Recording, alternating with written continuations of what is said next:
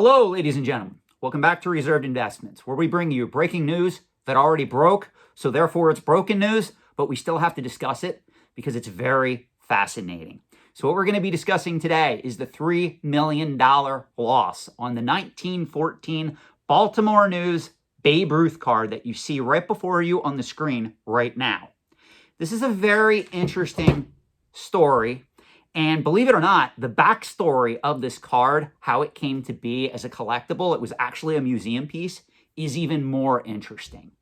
But for time purposes, what we're going to be focusing on most importantly in this video is how a card that sold back in 2023 for $7.2 million, no less, just recently sold a little over 2 years later through Heritage Auctions for roughly $4 million, which results in more than a $3 million loss. Because there's a lot of Timmies, Kimmies, and Poindexters that love to argue with me, that love to come into my comment section and tell me that antiques and collectibles only go up in value. They're the greatest asset class in existence. Not understanding, as I have argued long and often on this channel, there's no guarantees in these markets. If you don't believe me, just check out other experts in the antiques and collectibles trade. Read the work and efforts that were put forth by Harry Rinker. He's a well-known expert in the antiques and collectibles trade, and he'll tell you the same thing. We've covered this in depth on this channel. So what we're going to discuss here is how this piece went from $7 million 2 years ago to $4 million today. And there is an excellent article. I'm going to post a link to this article in the video description below, courtesy of Sports Illustrated magazine, believe it or not. They did some excellent investigative reporting on the origins of this card that talks about how it came to be, even before it was first auctioned off through REA Auctions back in 2023, where it sold for $7.2 million. So let's discuss this in depth. First of all, this card, this 1914 Babe Ruth card, really isn't his rookie card. This is really the equivalent of possibly like a minor league card here. So it is an early card. It is exceedingly scarce, almost rare. There's only 10 to 15 copies of this card known to exist at present time. This particular copy was graded by SGC in 3 condition. Now, the card, when it first came available for sale through REA Auctions back in 2023, REA Auctions heavily promoted the card. They pretty much did media appearances with the card. Social media accounts were buzzing about this upcoming sale, and a lot of people were interested. So that helped generate a lot of interest in the card going into this key auction.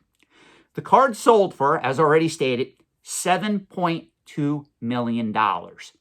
Now, even after that sports card sold for $7.2 million, and I want to give you the details and the gravity of this sale. Back in 2023, that $7.2 million sale was the 3rd highest price ever paid for a sports card in existence. Now, obviously today, in 2025, with crazy speculation, all types of money entering the sports card, trading card, graded card world at present time, this $7.2 million sale has been eclipsed many times by other cards. So it's no longer considered the top 3, the top 5, or probably even not even the top 10 sales in the trade anymore. That's how much money is flowing through this market at present time. But still, back then, $7.2 million was a lot to pay for this card. So now let's analyze what went wrong. Why 2 years later did this card fall more than $3 million in value? Now, assuming you don't know the details, Heritage Auctions auctioned off this piece literally within the last month, and it sold for $4 million. Now, that doesn't even take into account consignment fees, any other transaction costs that are affiliated with this. The point of the story is this person who paid $7.2 million for this card pretty much got slapped in the face with a baker's dozen of cream-filled stale donuts. This person took more than a $3 million loss. Now, again, how did this happen? Well, there's a couple of theories here. First of all, and again, I want to give credit to Heritage Auctions because overall, I know a lot of you guys disagree with me. They are a very top tier, credible auction company. I know that some of you guys don't like it when I say that, but as somebody in the antiques and collectibles trade, somebody who does a lot of business with them, I really don't have a problem with how they conduct business in the trade overall in most cases. Let me word it that way. As a client, as a legacy client of theirs, they treat me with respect. They give me white glove service. Every time I bid on something, every time I have a question, every time I need something, Heritage Auctions has always been there for me. Now, obviously, I have 6 figures devoted to some of the items that I own in the antiques and collectibles trade. So that may be one reason why. Another reason is I am also a consultant in the trade. I write for Antiques and Auction News. I also do consulting for people out there that need my services. Shameless plug. Just email reservedinvestments@gmail.com. Now that I said all that, in my honest opinion, I don't think that Heritage Auctions promoted this card as well as REA Auctions. Now, saying that, another problem that I have with this is the consignor, who was the original bidder and paid $7.2 million for this card, he broke one of the core cardinal rules when we invest in the antiques and collectibles trade. Rather than holding this card for a period of at least 5 to 10 years, he decided to sell it 2 years later. 2 years later, usually in the antiques and collectibles trade, is not enough time to increase demand for an item like this. Meaning, if this item would have been taken off the market for 10 or 15 years, he would have had a serious shot at making a serious amount of money on this card. Now, obviously, this is dependent upon demand. This is obviously also dependent on the fact if sports cards in general are still going to be as hot as they are today 10, 15 years out.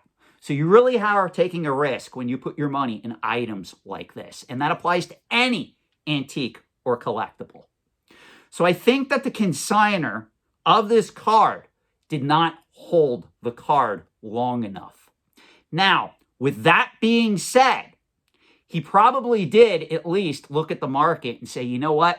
Sports cards are even hotter now than they were in 2023. Maybe I do have a shot at making a substantial profit on this card. I know the way that these guys think because I'm right there with him. I speculate, invest in these markets all the time.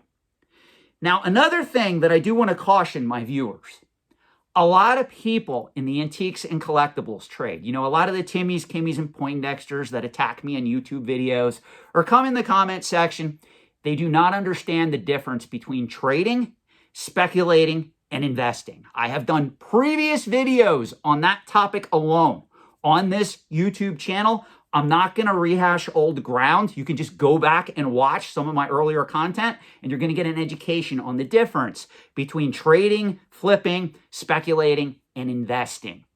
When you invest in items in the antiques and collectibles trade, much like building or investing in index funds or any type of financial asset, you have to be prepared to hold the asset for a significant amount of time. Now, usually my rule is at least 10 years. If you want to argue with me that right now, due to how much information is changing hands, due to social media, the internet, how much money is flowing into these markets at any given time, if you want to argue with me and say, Sean, well, I disagree. I think it should be at least 5 years, not as long as 10 years as you're stating, I really wouldn't argue with you. But for me, I'm old school. I learned about these markets from mentors in a pre-internet era. So I tend to agree. If you're going to buy into items like this, you got to at least hold them for 10 years or more. Again, in my opinion. So this person really made a mistake by thinking that in just 2 short years, demand would still be there. He paid a record price for it, and he thought possibly he was going to get more. That didn't happen. Now, another thing that we got to bring up here is, keep in mind, this card was graded by SGC. Now, no disrespect to SGC, no disrespect to any other grading company out there.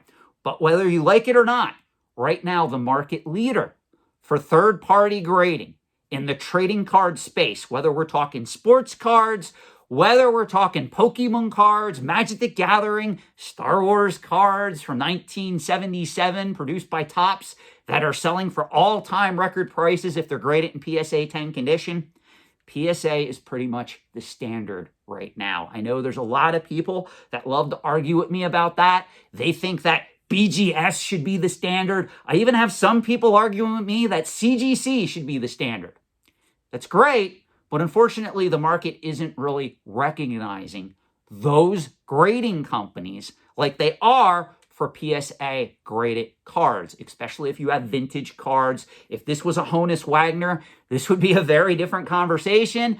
But even those cards, pretty much PSA has become the gold standard, whether we like it or not. So that's another thing that we have to keep in mind here.